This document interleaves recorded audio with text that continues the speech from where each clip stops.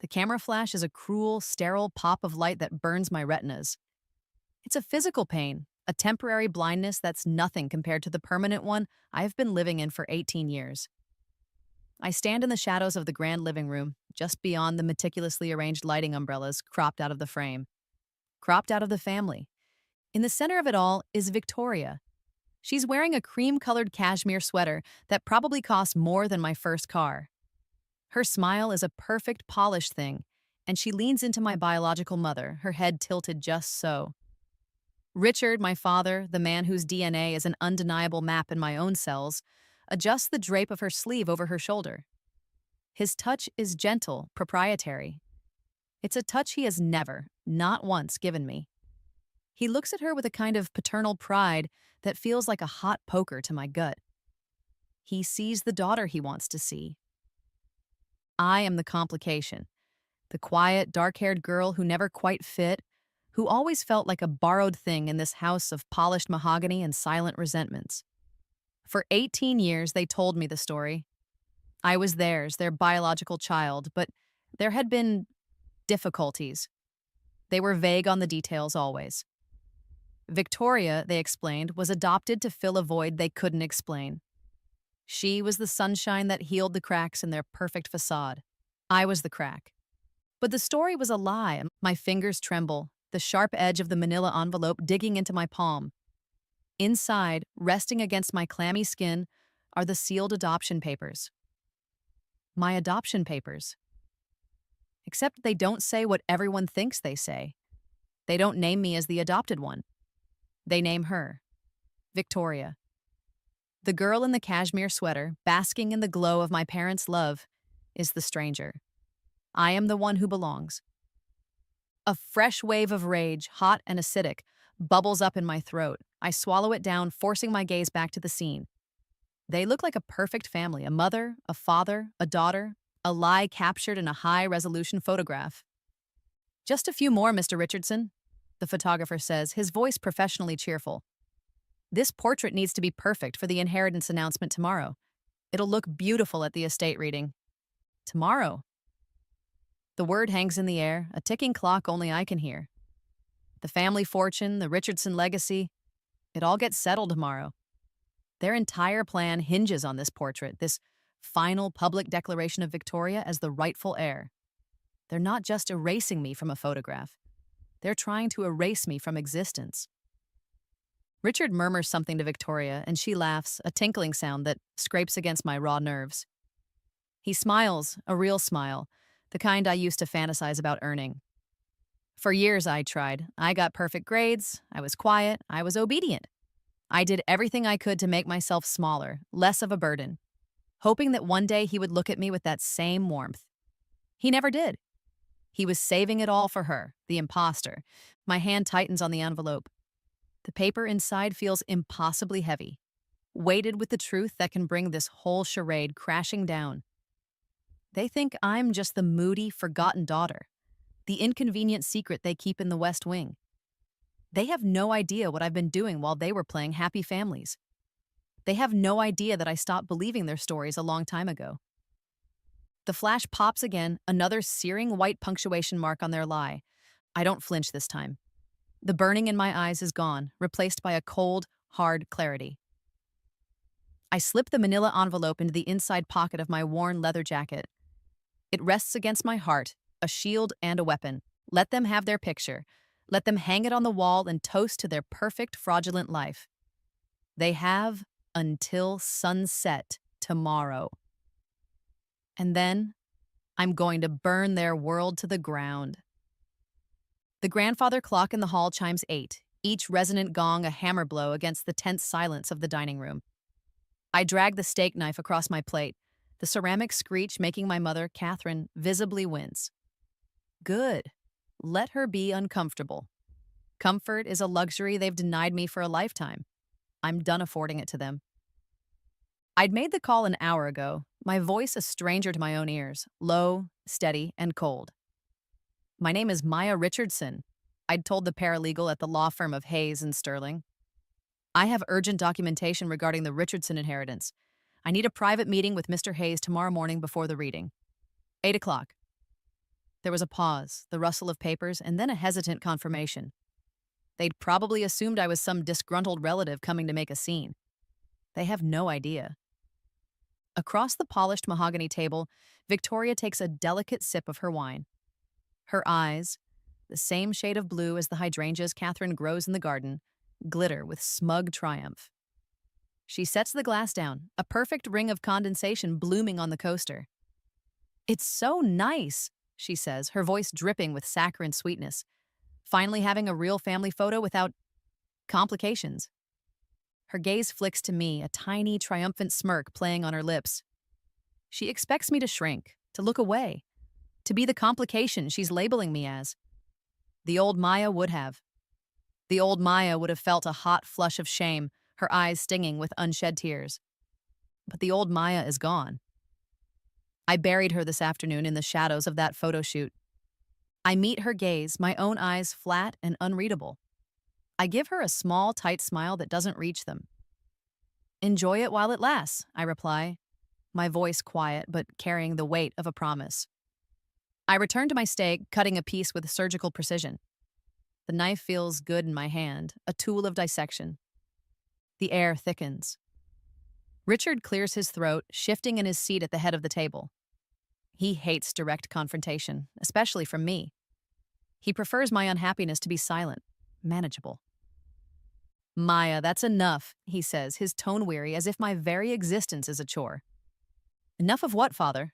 I ask, not looking up. I spear the piece of steak and chew it slowly, deliberately. "I was just agreeing with Victoria. It's important to appreciate moments.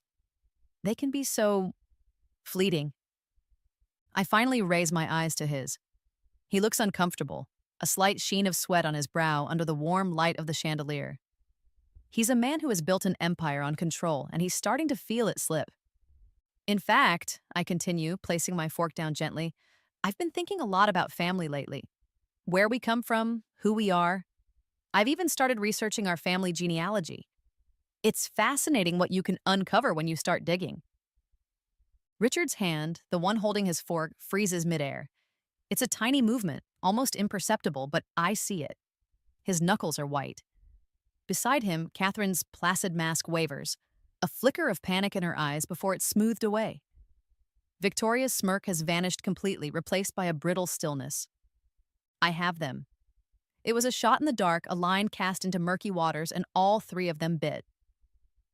"Genealogy?" Catherine asks, her voice a little too bright. "What an interesting hobby, dear. What have you found?" "Oh, all sorts of things," I say, leaning back in my chair. I let the silence stretch, enjoying the way it presses down on them. Birth records, hospital registries, family lines that go back for generations. You'd be surprised how much is a matter of public record, how easily a story can be verified or disproven. Victoria picks up her wine glass again, but her hand is shaking slightly. She takes a gulp, not a delicate sip. The predator is rattled. "Well, I think that's quite enough talk about dusty old records," Richard says, his voice a low growl. He puts his fork down with a definitive clank. "We're here to celebrate a new chapter for this family." He looks pointedly at Victoria, who musters a weak smile. "Of course," I say smoothly, "a new chapter." The grandfather clock begins to chime again. 10 o'clock. The sound is a death knell for their lies. 22 hours. 22 hours until I walk into that lawyer's office and rewrite the story they've spent my entire life forcing me to believe. I dab my lips with my napkin and stand up. "If you'll excuse me," I say, my voice polite, detached. "I have an early start tomorrow, a lot to prepare for." I walk out of the dining room without a backward glance, but I can feel their eyes on my back. I can feel their fear. It's a cold, satisfying weight, settling over my shoulders like a long overdue inheritance. The winter air is sharp and bites at my exposed skin, but I barely feel it. Adrenaline is a furnace in my veins. From my position in the darkened alcove of the building across the street, Victoria's penthouse apartment is a brightly lit stage. The floor-to-ceiling windows offer a perfect, unobstructed view. My binoculars are military grade, a relic from a brief, intense survivalist phase I went through last year. A phase my parents dismissed as another one of my moody eccentricities. Turns out it was just preparation. There she is, Victoria. She's pacing the length of her sprawling marble balcony, a cordless phone pressed to her ear. Her movements are jerky, frantic. The picture of calm composure she presented at dinner has completely shattered. This is the real Victoria, stripped bare by panic. In her free hand, she clutches a stack of papers. She stops at a heavy-duty paper shredder tucked away near a potted ficus tree. One by one, she feeds the documents into its hungry maw. Even from this distance, I can recognize the letterhead. Mercy General Hospital. A cold, vicious smile touches my lips. I knew it. In my research, I'd found the lie she'd told everyone, the one my parents had co-signed on. She claimed she was born at Mercy General, the same prestigious hospital where I was born, just a few weeks apart. It was a neat, tidy story. Believable. But her name was nowhere in their birth registry for that entire year. She's destroying the proof. Or what she thinks is the proof. She doesn't know that I'd already hacked into the hospital's digital archives 2 weeks ago. I have a copy of every record she's turning into confetti. Her voice, thin and reedy, drifts across the gap between our buildings. The wind is my ally tonight. Told me the records were sealed permanently. The adoption agency swore it. She listens for a moment, her body rigid with tension. She shoves another handful of papers into the shredder, the machine's grinding whine a soundtrack to her desperation. Not all of them, she hisses into the phone, her voice sharp with fear. Maya's been digging. I don't know how, but she knows something. We need to discredit her before tomorrow, before that reading. Discredit me. The words send a chill through me that has nothing to do with the temperature. So that's the play. Not to argue the facts, but to attack the messenger. It's a classic move, one Richard has used in his business dealings for decades.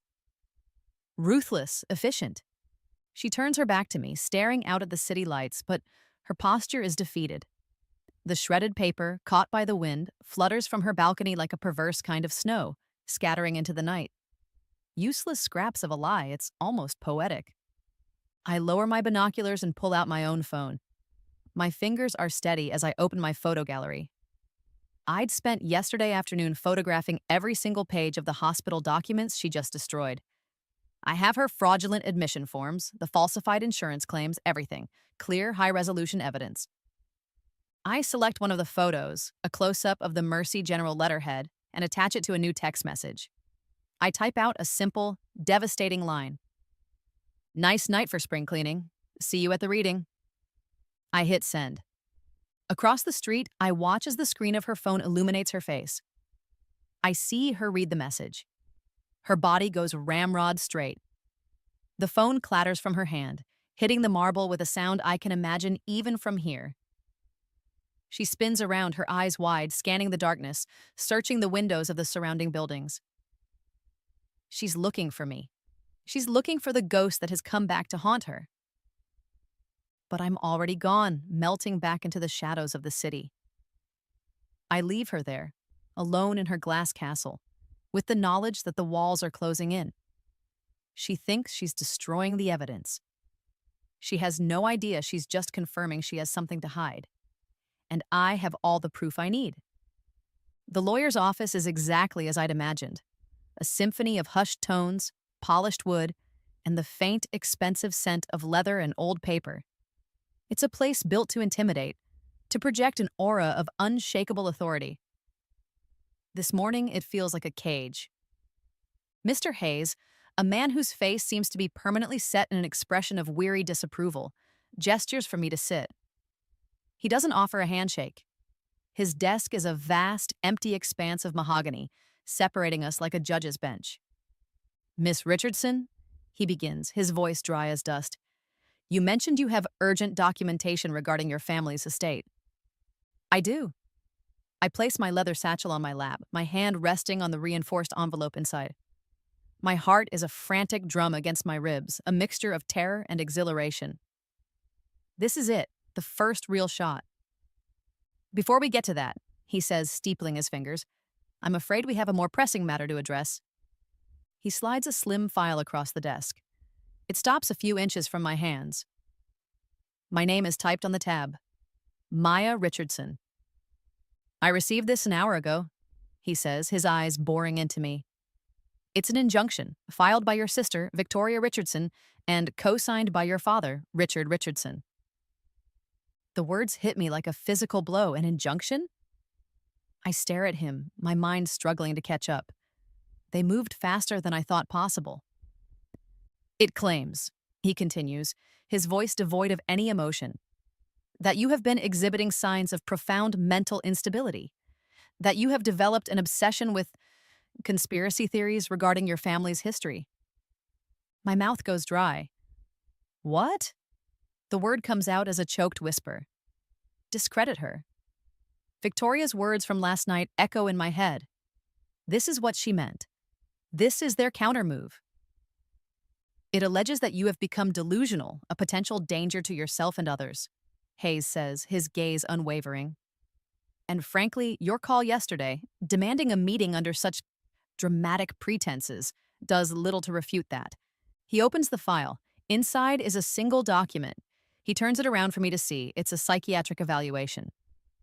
My name is at the top. It's dated yesterday. It's signed by a Dr. Alistair Finch, a name I've never heard in my life. The diagnosis, in cold clinical text, reads, paranoid personality disorder with delusional ideation. I feel the blood drain from my face. My breath catches in my lungs. It's a complete fabrication, a forgery, a lie so audacious, so monstrous, it's almost brilliant. They didn't just try to discredit me. They're trying to have me legally declared insane. I've never seen this doctor, I stammer, my voice shaking. I never took this evaluation. This is a lie. Hayes's expression doesn't soften. If anything, it hardens with a kind of pitying certainty. Miss Richardson, that is precisely the kind of thing a person suffering from this condition would say. I feel the walls of the office closing in. The expensive air has become thin, unbreathable. They've twisted my every action. My research is obsession. My fight for the truth is delusion. My demand for a meeting is a dramatic pretense.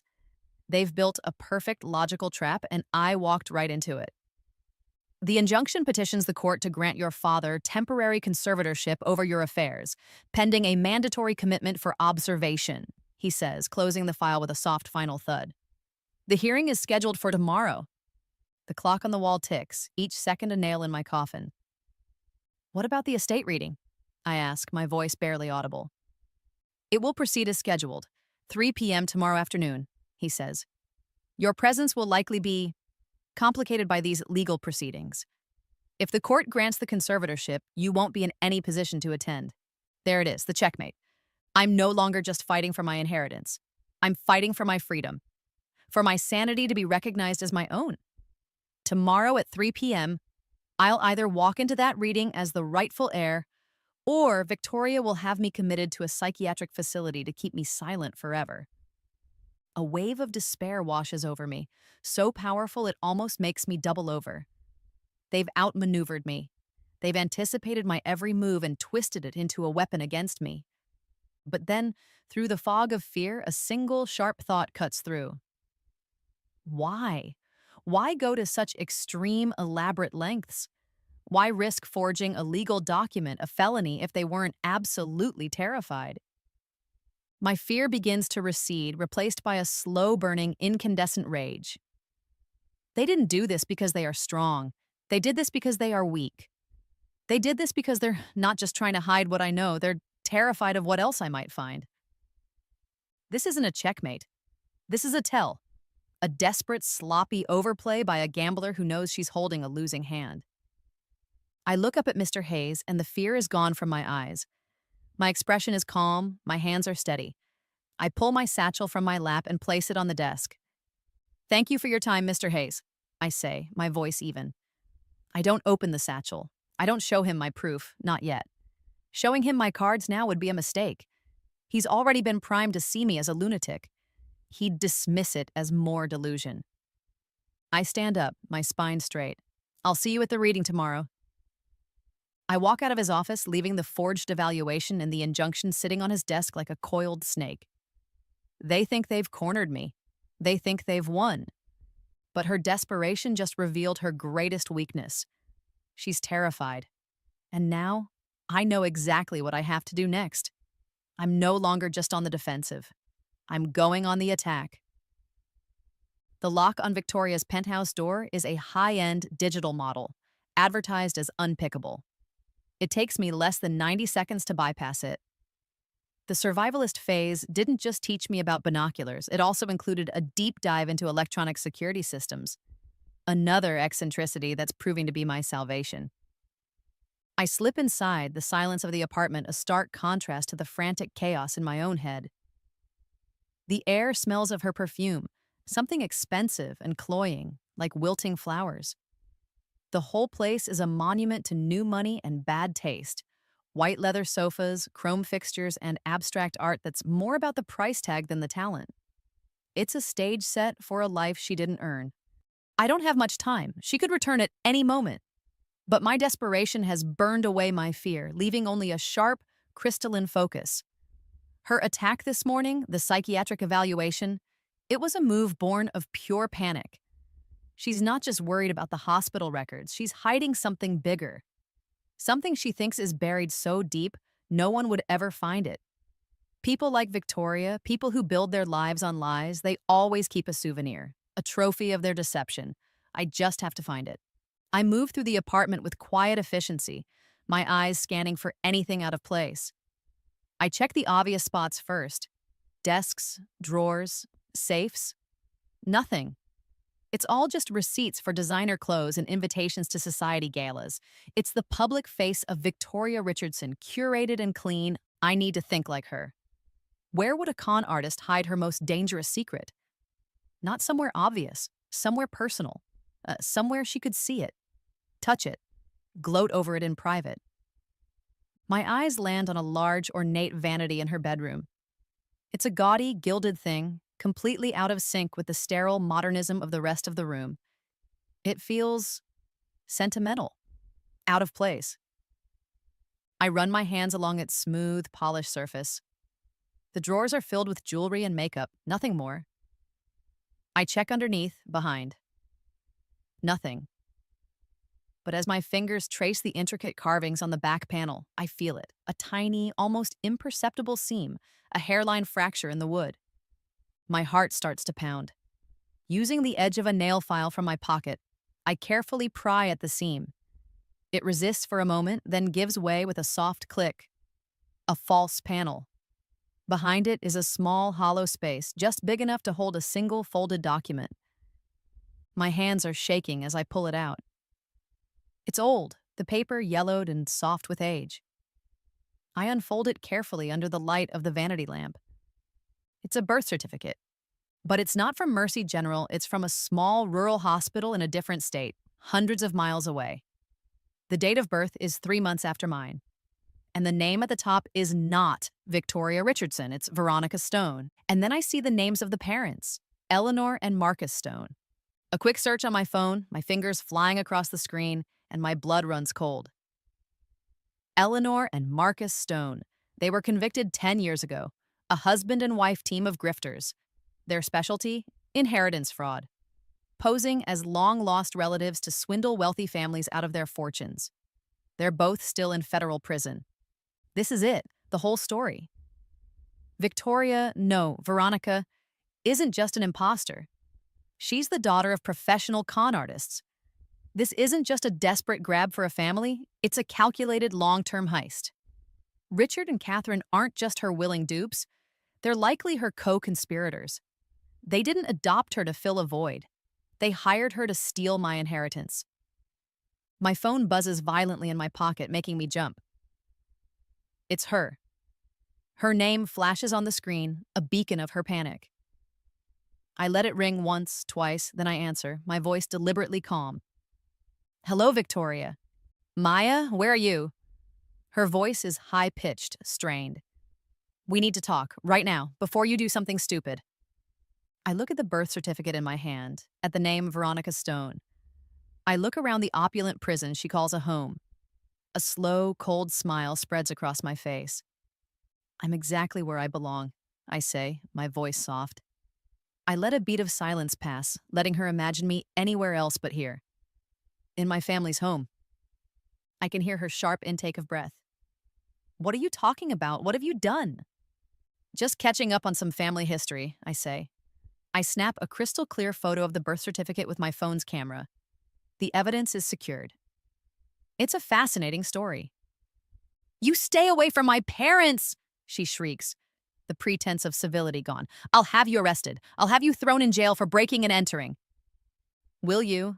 I ask, my voice laced with ice. Or will your parents, Eleanor and Marcus, bail me out? Oh, wait, they can't. Federal prison has very strict visitation rules. Silence. A dead, vast silence on the other end of the line. I can almost hear the gears in her mind grinding to a halt. I've just told her I know everything. The game is over. You're finished, Veronica, I say, and I hang up the phone. I carefully fold the birth certificate and slide it into my jacket pocket next to my adoption papers. The clock is ticking. 6 hours until the reading. It's more than enough time. I have the what, the who, and the how. But to utterly destroy them, to leave them with no escape route, I need one final piece of evidence. I need the why. I need the money trail. And I think I know just where to find it. The estate reading is scheduled for 3 o'clock in the main conference room of Hayes and Sterling. I arrive at 2:45. I am not dressed for a funeral or a celebration. I'm dressed for war. A simple black dress, the worn leather jacket, and my satchel now heavy with righteous truth.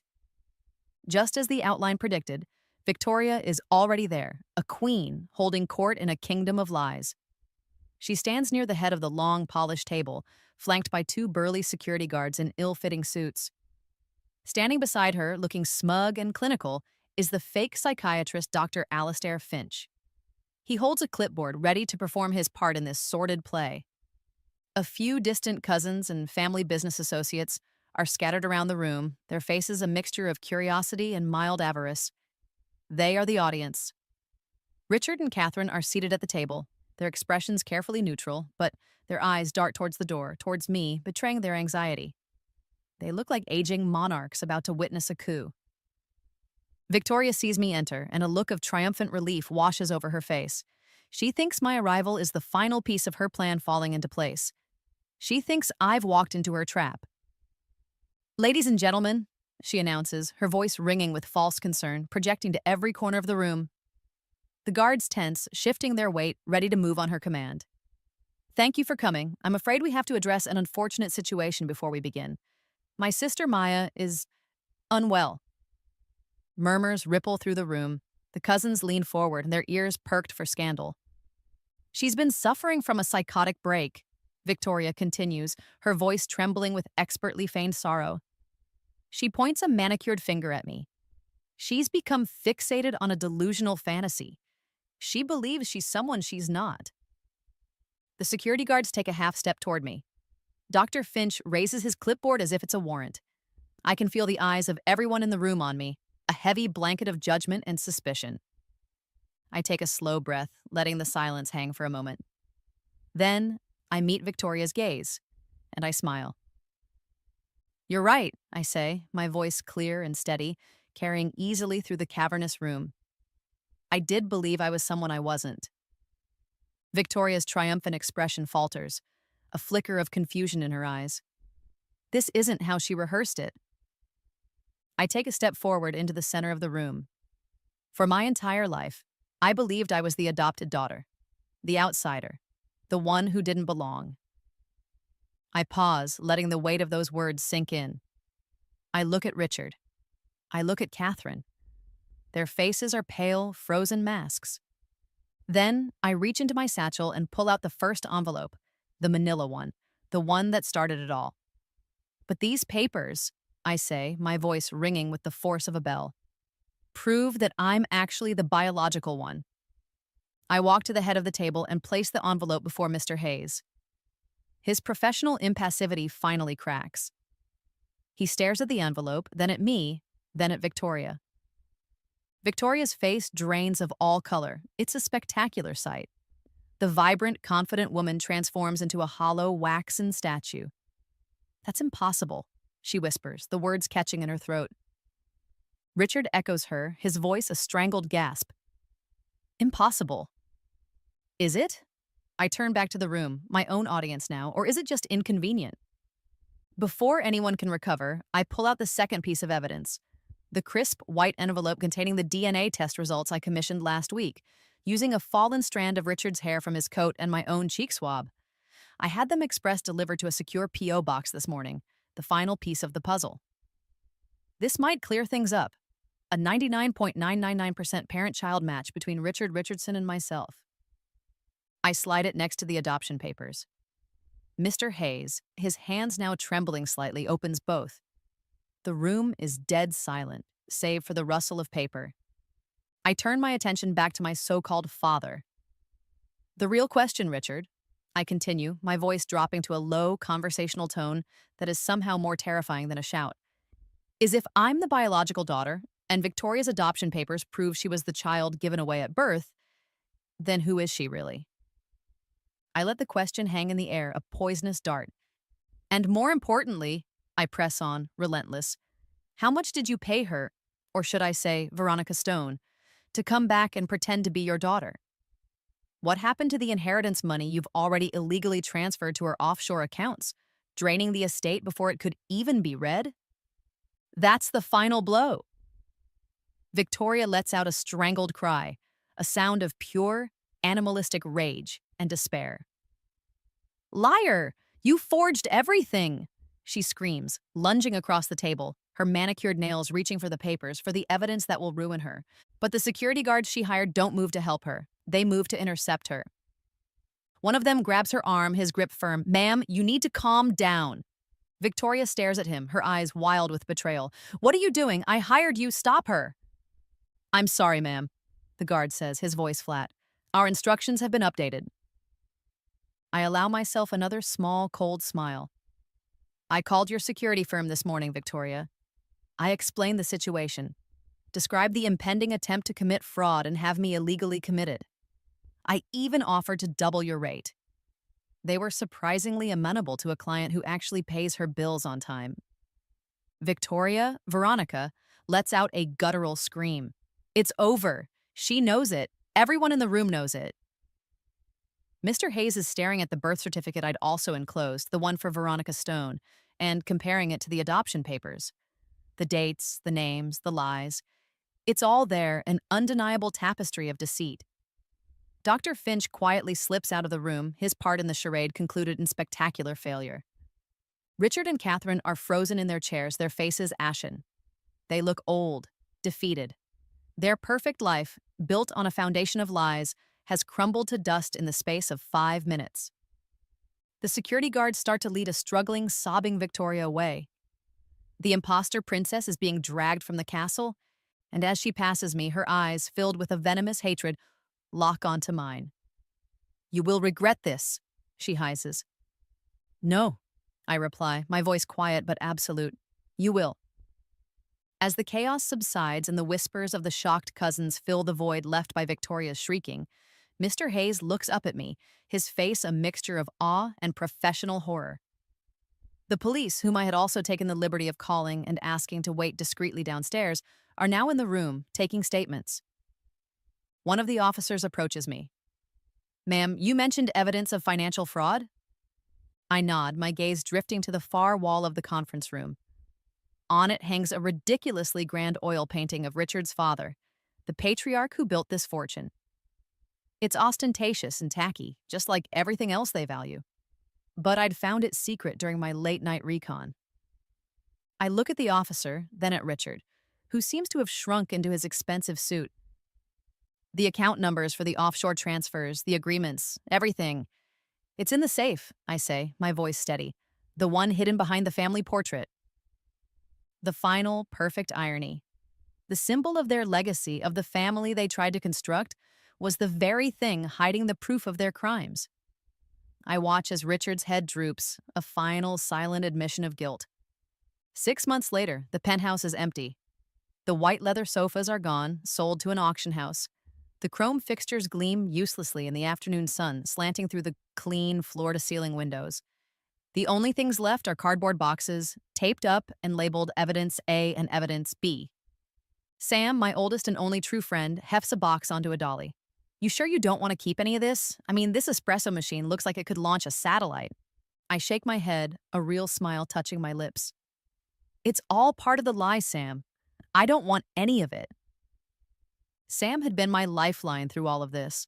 When I first started digging, he was the one who taught me how to trace digital footprints, how to navigate the dark corners of the web where secrets are bought and sold. He never once thought I was crazy, he just believed me. So, what happens now? He asks, wiping a smudge of dust from his forehead. Now? I look out over the city. It feels different from up here, not like a kingdom, but just a place. A place where I can start over.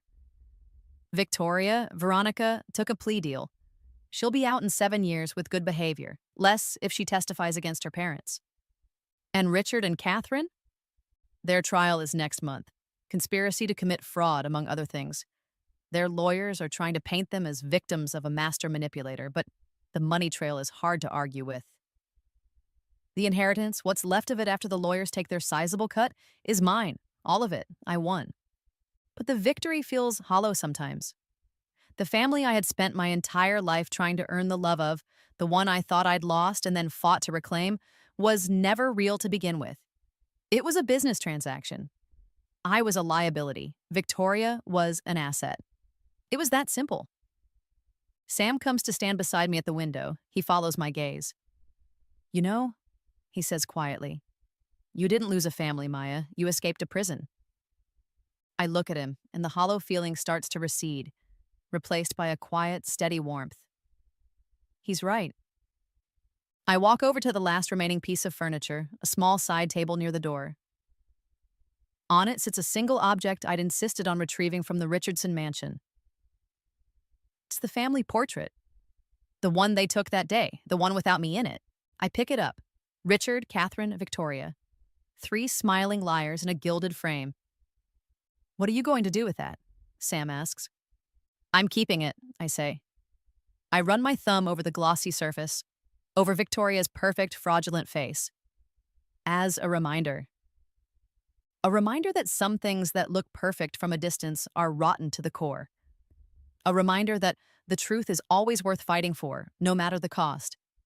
And a reminder that some pictures aren't worth 1,000 words, some photos are worth 1,000 lies.